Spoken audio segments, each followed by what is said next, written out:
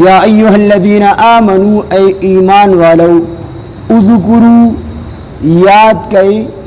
نعمت اللہ نعمت اللہ پاک علیکم بخبل زان باندے اذ ہم ہر کله چې اراده وکړه قوم یو قوم ان یبسطو دا چې اوږد کړي الیکم تاسو طرف ته ایدیهم خپل لاسونه فکف نو الله تعالی منع کړل ایدیهم د هغوی لاسونه عنکم لتاسونه واتقوا الله ويرګي د الله نه وعلى الله فليتوكل المؤمنون او الله تعالی باندې پکار د چې مؤمنان توکل وکړي. دی آیات مبارک کې الله پاک جل شانه خپل نعمت ور یادول کړي دي چې تاسو زما هغه نعمت یاد کړئ چې په کوم وخت کې اے مسلمانانو رسول الله صلی الله علیه وسلم او مسلمانان صحابه کرام په مکی ژوندۍ کې ډیر کمزوري وو او ظاهری طور قریش مکه دا غالب وو. نو قریش مکه ډیر کوششونه دا کړی دي چې مونږ رسول الله صلی الله علیه وسلم او صحابه کرام رضوان الله علیهم اجمعین دی مکمل ختم دي. لیکن الله جل شانه با داوی حفاظت کا یو بیر رسول الله صلی الله علیه وسلم یو جهاد کې دی ونی لاندې ناس دی او تورې ونی دا چولې دا وددي یو کسراغي تورې د نبی علیه الصلاۃ والسلام را واغستا او رسول الله صلی الله علیه وسلم چې کله را بیدار شو نو ورته مې یمنعک مني تا به زمانه سوق بچ کی نبی علیه الصلاۃ والسلام ورته الله الله مې درنه بچ کی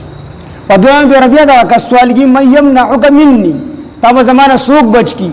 رسول الله صلی الله علیه وسلم ورته خپ اطمینان سره وی الله الله مې بچ کی پدریو بے ربیہ دا کسی من یمنعک منی نبی علیہ الصلوۃ والسلام ته فرمایل الله چې څنګه دا الله دا لفظ او نبی علیہ الصلوۃ والسلام او رسول الله مبارک صلی الله علیه وسلم د خلینه د الله نوم وتلو په کافر باندې را پرفه اولګه د توره د الله سپره وته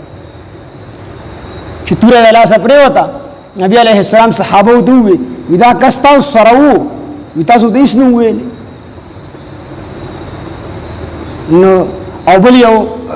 بعضی صحابه کرامو نه دا تفسیر را نقل دي د دې آیات په تفسیر کې دا وایي چې کعب بن اشرف کم چې منافقو نو دی نبی علیه الصلاۃ والسلام ته د وجلو چال جوړ نبی علیه الصلاۃ والسلام ته وی چې زمون کار راش د او کور کې چې کم دی وته د وجلو پروګرام جوړ کړو نبی علیه السلام چې له الله پاک وحی را اولې غلا ورته د الله پیغمبر مزه دي ستاسو وجلو پروګرام جوړ کړی دی دا آیاتونه نازل شو. نو الله پاک جل شانه په ارزه کې د رسول الله صلی الله علیه وسلم او د صحابه دغه حفاظت په خپل قدرت او طاقت سره کړی دي. نو الله وت فرمای یا ایها الذین آمنوا ای ایمان والو اذکروا یاد کئ نعمت الله نعمت الله علیکم بخبل ځان باندې اذ هم هر کلا چې اراده وکړه قوم یو قوم مراد څوک دی قریش مکه اغه دا اراده کړو چې موږ صحابه کرام ختم کو رسول الله صلی الله علیه وسلم ختم کو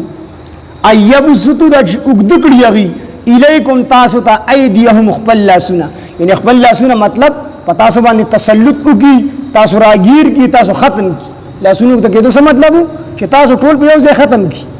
خو فکف نو الله من کړل ایدیهم دا هغه غلاسونه عنکم د تاسو نه یعنی هغه بار کوششونه کړی دي چې موږ په دې مکی ژوندۍ کې مسلمانان قتل کو ختم کو لیکن بیا به الله جل شانه دغه حفاظت په هر ځای کې سل قبیله را یو ځای شو او ټول بچ کوم دی یو ځای شو رسول الله صلی الله علیه وسلم قتل قسمه قسم تدبیرونه به جوړول هغه الله ناکامه کول رستو سره الله فرمای واتقوا الله او یریګه د الله نه وعلى الله فليتوكل المؤمنون او الله باندې پکار چې مؤمنان توکل وکي واتقوا الله کی اشاره دې طرف ته ده چې دا انعام خداوندی یعنی دا الله د طرف نه دا حفاظت او دا مدد او نصرت